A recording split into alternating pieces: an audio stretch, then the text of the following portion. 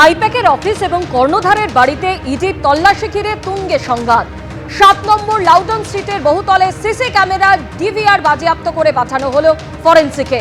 ওই বহুতলের ফ্যাসিলিটি ম্যানেজারকে নোটিশ পুলিশের। ঘটনার দিন সকালে কারা কর্তব্যরত ছিল তাদের নামের তালিকা জানতে চাইল পুলিশ। পরিচারিকা সহ বেশ কয়েকজনকে জিজ্ঞাসাবাদ করে বয়ান রেকর্ড পুলিশের। ইডির যে টিম ওই দিন তল্লাশিতে এসেছিল সেই টিমে কারা ছিল, কতজন সিআরপিএফ জওয়ানকে সঙ্গে নিয়ে ইডি তল্লাশিতে এসেছিল, কোনো ফরেনসিক এক্সপার্ট ছিল কিনা ইডির কাছে জানতে চাইবে পুলিশ।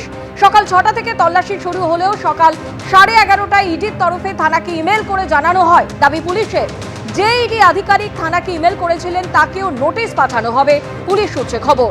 ফ্ল্যাটের ভেতরে ঠিক কী পরিস্থিতি হয়েছিল জানতে আইপ্যাক কর্ণধার এবং তার পরিবারের সদস্যদের বয়ান রেকর্ড করবে পুলিশ। যখন সিআরপিএফ আধিকারিকরা পুলিশকে বাধা এবং ধাক্কা দেয় তখন কর্তব্যরত কয়েকজন পুলিশ কর্মীর ইউনিফর্মে বডি ক্যাম ছিল পুলিশ সূত্রে খবর। সেই সব বডি ক্যাম ফুটেজ পরীক্ষার কাজ শুরু করল পুলিশ।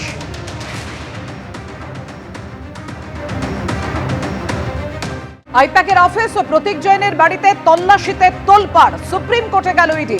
এনফোর্সমেন্ট ডিরেক্টরেট এবার সর্বোচ্চ আদালতের দ্বারস্থ হলো। আইপ্যাক কাণ্ডে সুপ্রিম কোর্টে আবেদন জানানো ইডি, দ্রুত শুনানির আবেদনও জানানো হয়েছে। কলকাতায় আইপ্যাকের অফিস এবং কর্ণধারের বাড়িতে ইডির তল্লাশি। জরুরি ফাইল, হার্ড ডিস্ক ও মোবাইল ফোন ছিনিয়ে নেওয়ার অভিযোগ মমতা বন্দ্যোপাধ্যায়ের বিরুদ্ধে। গতকাল হাইকোর্টে এই সংক্রান্ত মামলার শুনানি স্থগিত হয়ে যায়। আগামী 14ই জানুয়ারি হাইকোর্টে এই মামলার শুনানি রয়েছে। কথা বলবো, আমাদের সঙ্গে রয়েছেন আমাদের প্রতিনিধি বিজেন্দ্র সিংহ। বিজেন্দ্র, আগেই রাজ্য সরকার ক্যাভিয়েট দাখিল করলো, এবার সুপ্রিম কোর্টে কি আবেদন জানালো ইডি?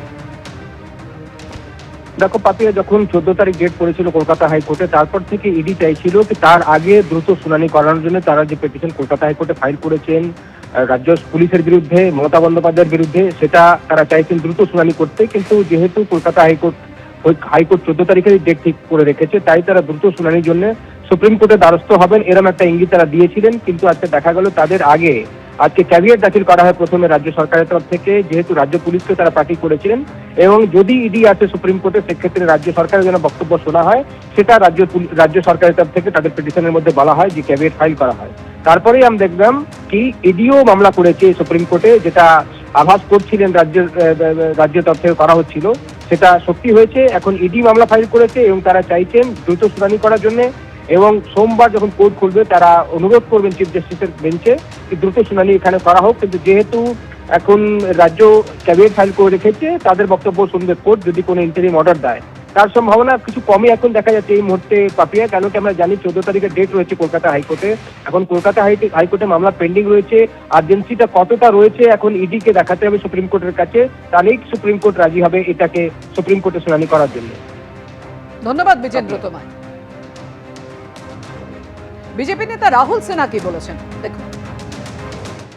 আমরা জোর করে তদন্তের মধ্যে ঢুকে সরকারি কাজে হস্তক্ষেপ করেছি, আর এই ফাইল চুরি করে নিয়ে এসছি, এই ল্যাপটপ চুরি করে নিয়ে এসছি। কি ছিল ফাইলে, কি ছিল ল্যাপটপে?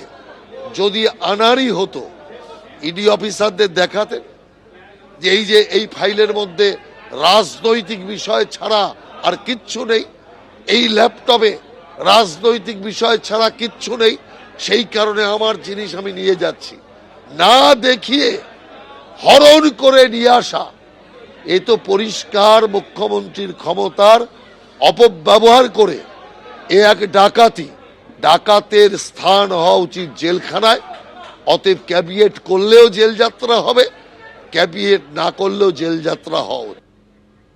হাইকোর্টের পরবর্তী শুনানির জন্য অপেক্ষা না করে, অর্থাৎ শুনানি স্থগিত রেখে যে 14ই জানুয়ারি দিন দেওয়া হয়েছে, সেই শুনানির জন্য অপেক্ষা না করে ইডি কেন দ্রুততার সঙ্গে সুপ্রিম কোর্টে আবেদন জানালো, প্রশ্ন তুলেছেন দেবাংশু ভট্টাচার্য।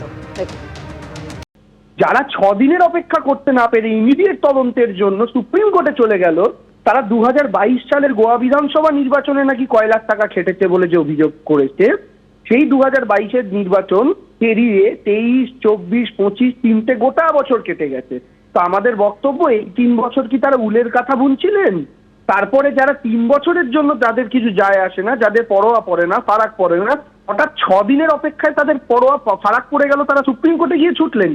নির্বাচন আসা মানে দুর্গাপুজো আসছে কাশফুল দেখলে বোঝা যায়, আর নির্বাচন আসছে সিবিআইডি তৎপরতা দেখলে বোঝা যায়। এবারও তার ব্যতিক্রম নয়।